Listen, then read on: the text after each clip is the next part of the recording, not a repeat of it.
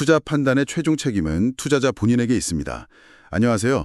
오늘 저희가 한번 깊이 파고들 주제는요. 바로 캐시우드의 아크 인베스트. 여기서 최근에 로블록스 주식을 일부 팔았다는 소식입니다. 이게 그냥 주가가 올라서 판 걸까요? 아니면 좀 더 다른 얘기가 있을까요? 네, 안녕하세요. 이게 표면적으로만 보면 단순 차익 실현 아니냐 이렇게 볼 수도 있겠죠. 하지만 사실 여기에는 아크 인베스트의 전체적인 포트폴리오 전략이라던가 또 로블록스 자체의 성장성에 대한 재평가 그리고 또 빠르게 변하는 메타버스나 AI 산업 환경 이런 것까지 다 복합적으로 고려된 좀 다층적인 결정이라고 봐야 할 것 같습니다. 아크의 투자 방식을 좀 엿볼 수 있는 그런 지점이죠. 네, 맞아요. 그래서 오늘 저희 목표가 바로 이겁니다. 이 결정 뒤에 숨어있는 여러 가지 실마리들, 이걸 한번 풀어보는 거죠. 아크는 왜 이런 선택을 했을까? 그 배경에 뭐가 있을까? 이런 요인들을 하나하나 좀 살펴보면서 여러분께서 이 상황을 좀 더 입체적으로 이렇게도 볼 수 있구나 하고 이해하실 수 있도록 도와드리는 겁니다. 자, 그럼 한번 제대로 들여다볼까요? 우선은 가장 큰 그림부터 봐야겠죠. 펀드 전체 운용 관점에서요. 아무리 혁신 기업에 장기 투자한다 이런 믿음이 강해도 펀드 안에서 특정 종목 비중이 너무 커지면 좀 부담스러울 수 있잖아요. 혹시 포트폴리오 균형 맞추려고 그런 조정을 한 건 아닐까요? 네. 정확한 지적이십니다.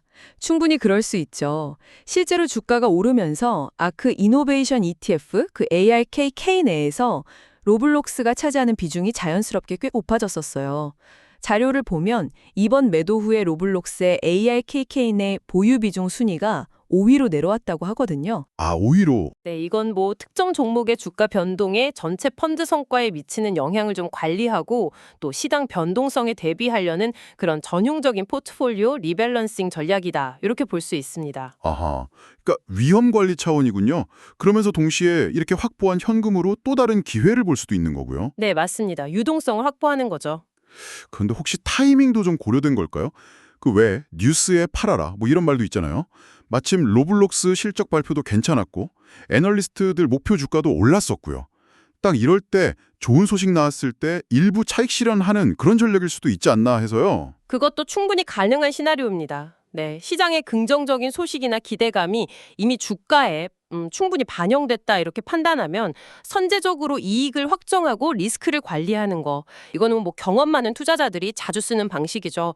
특히 로블록스처럼 성장 기대감이 높아서 단기간에 주가가 좀 많이 올랐을 때 이럴 때 종종 보이는 움직임입니다. 다들 좋게 볼 때 오히려 한 발짝 물러서서 냉정하게 보고 다음 수를 준비하는 그런 과정일 수도 있다는 거죠. 그렇군요. 자, 그럼 이제 로블록스 자체로 좀 시선을 옮겨보죠. 아크가 비중을 좀 줄였다고 해서 로블록스의 성장 스토리가 끝난 건 아닐 텐데요. 그렇죠. 성장세는 여전히 인상적인 거 아닌가요? 2025년 2분기 실적만 봐도 매출이 전년 같은 기간보다 21% 늘어서 11억 달러나 됐고 와, 특히 그 하루 활성 사용자, DAU라고 하죠. 이게 1억 1,180만 명, 무려 41%나 늘었다는 건 정말 대단한데요. 네, 로블록스가 보여준 그 외형적인 성장 지표는 분명히 주목할 만합니다. 매출 성장세도 견조하고 특히 사용자 기반이 그렇게 폭발적으로 늘었다는 건 이 플랫폼의 영향력이 커지고 있다는 아주 명확한 증거죠. DAU 1억 명 넘었다는 건 단순히 숫자 이상의 의미가 있습니다. 플랫폼 생태계가 아주 활발하다는 걸 보여주는 중요한 이정표예요. 사용자 수 늘어난 것도 그런데 그 사용자 구성의 변화도 좀 눈에 띄더라고요. 13세 이상 사용자 비중이 54%까지 높아졌다. 이건 이제 진짜 어린이들만의 놀이터는 아니라는 뜻으로 봐도 되겠죠. 구매력 있는 연령층이 늘어난다는 건 수익화 측면에서도 좋은 신호 아닌가요? 바로 그 지점이 중요합니다. 네. 사용자 연령층이 이렇게 다양해지는 건 광고 수익을 늘린다거나 아니면 프리미엄 서비스 가입을 늘리는 데도 그렇고 플랫폼의 장기적인 수익 모델을 강화하는 데 아주 핵심적인 역할을 할 수 있거든요. 그리고 더 나아가서 로블록스가 AI 기술을 플랫폼에 굉장히 적극적으로 접목하고 있다는 점, 이것도 미래 성장 잠재력을 높이는 요인이라고 봐야 합니다. AI 기반 추천 알고리즘이 그로워 가든 같은 새로운 게임의 성공을 이끌었다, 이런 분석이 있거든요. 이건 AI가 사용자 경험을 개선하고 콘텐츠 소비를 늘리는데 실제로 기여하고 있다는 걸 보여주는 거죠. 와, AI 기술 활용이라니 이 부분이 정말 흥미로운데요. 로블록스는 기본적으로 사용자들이 직접 콘텐츠를 만드는 UGC 플랫폼이잖아요. 그러면 AI가 콘텐츠 만드는 과정 자체를 도와준다. 그러면 그 파급력이 훨씬 풀 것 같은데요? 그렇습니다. 그 큐브 같은 생성형 AI 모델 도입이 대표적인 예시죠. 이런 도구들은 뭐 코딩이나 3D 모델링에 대한 깊은 지식이 없어도 사용자들이 자기 아이디어를 쉽게 3D 컨텐츠로 만들 수 있게 도와줘요. 이건 로블록스의 핵심 경쟁력인 그 방대한 크리에이터 커뮤니티를 더 활성화시키고 컨텐츠의 양과 질을 동시에 끌어올릴 수 있는 그런 잠재력을 가지고 있습니다. 이런 기술적인 진화가 있으니까 로블록스가 단순 게임 플랫폼을 넘어서는 거죠. 창작, 소비, 경제 활동까지 이루어지는 어떤 거대한 디지털 경제 생태계로 발전할 수 있겠다. 이런 기대를 갖게 하는 주요 동력이라고 볼 수 있습니다. 하지만 성장 스토리가 마냥 밝기만 한 건 아닐 것 같아요. 아크인베스트가 비중을 조절한 데에는 이런 긍정적인 전망 말고 다른 측면, 예를 들면 잠재적인 위험 요인 이런 것도 고려했을 것 같은데요. 물론입니다. 네. 화려한 성장 지표 그 이면에는 여전히 해결해야 할 과제들, 또 잠재적 위험들이 존재하죠. 가장 먼저 지적되는 부분은 역시 GAAP 기준, 그러니까 일반적으로 인정되는 회계 원칙 기준으로는 아직 적자 상태라는 겁니다. 아직도 적자군요. 네. 매출이나 사용자 수는 엄청나게 늘고 있지만 이게 정말 지속 가능한 수익성으로 이어지려면 시간이 좀 더 필요할 수 있다. 뭐 이런 의미죠. 하긴 성장세가 영원할 수는 없을 텐데요. 특히 북미처럼 이미 시장이 꽤 커진 곳에서는 성장 속도가 좀 둔화될 가능성도 있지 않을까요? 옳은 지적이십니다. 주요 시장에서의 성장 둔화 가능성은 항상 염두에 둬야 할 부분이고요. 또 수많은 경쟁 플랫폼이나 컨텐츠들 사이에서 사용자들이 계속 로블록스의 시간과 돈을 쓰게 만드는 거, 즉 사용자 리텐션을 유지하고 강화하는 것도 큰 숙제입니다. 사용자들의 니즈는 계속 변하니까요. 새로운 경험에 대한 기대치가 계속 올라가죠. 글로벌 플랫폼이니까 규제 문제도 빼놓을 수 없겠네요. 맞습니다. 특히 주 사용층에 청소년이 많다는 점 때문에 아동이나 청소년 보호와 관련된 각국의 규제 강화 움직임은 로블록스에게 계속 부담이 될 수 있어요. 데이터 프라이버시 문제라던가 온라인 안전 문제 같은 것들은 앞으로 더 중요해질 거고요. 월스트리트 애널리스트들 사이에서도 보면 전반적으로는 매수 의견이 좀 우세하긴 합니다만 보유나 매도 의견도 같이 있거든요. 이건 로블록스의 미래나 현재 가치 평가에 대한 시각이 좀 엇갈린다는 걸 보여주는 거죠.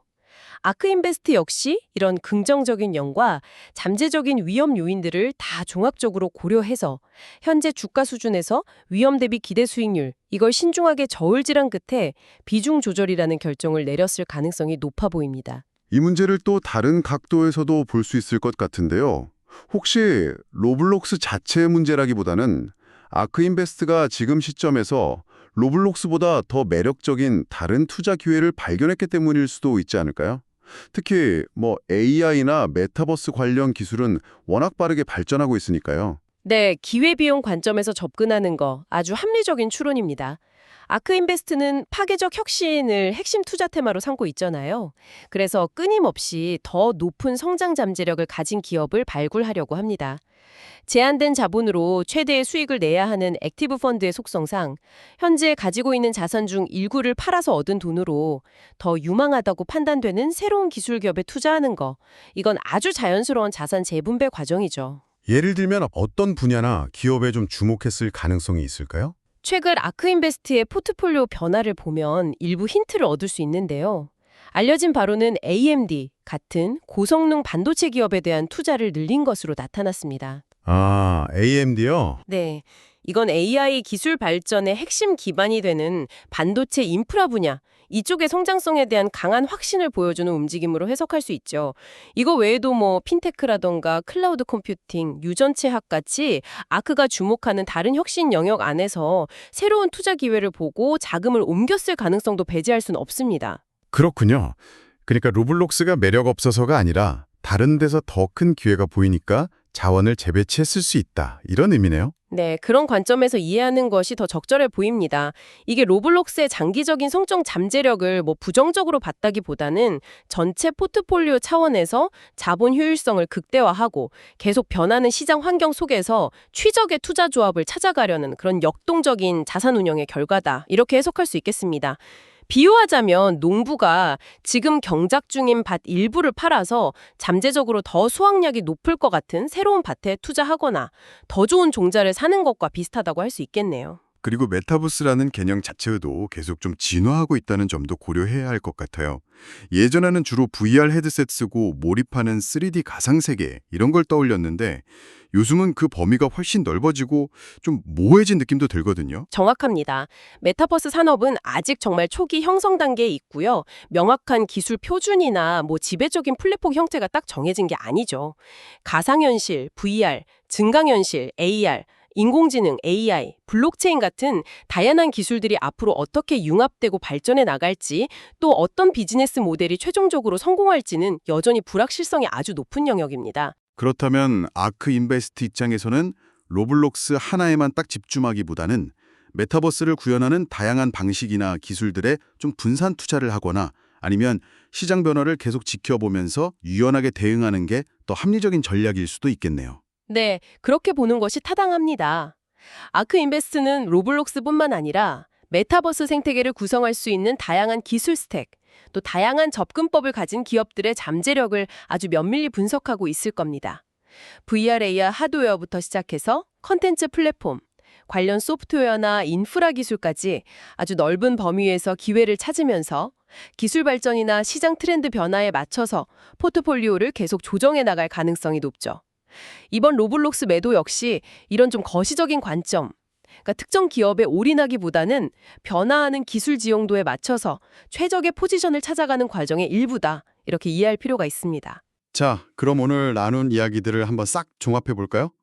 캐시우드와 아크인베스트의 로블록스 주식 매도는 단순히 팔았다는 사실, 그 이상의 아주 복합적인 배경을 가지고 있는 것 같습니다. 네, 그렇습니다.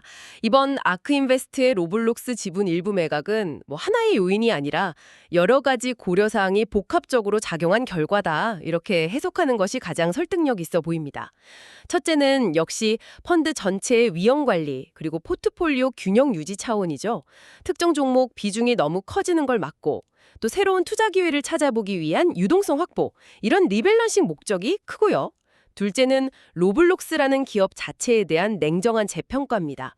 인상적인 성장 지표나 AI 기반의 미래 잠재력 같은 긍정적인 면도 있지만 동시에 아직 해결 안 된 수익성 문제라던가 경쟁 심화, 규제 리스크 같은 잠재적 위험 요인들까지 종합적으로 고려해서 현재 가치 대비 투자 매력도를 신중하게 판단했을 거라는 거죠.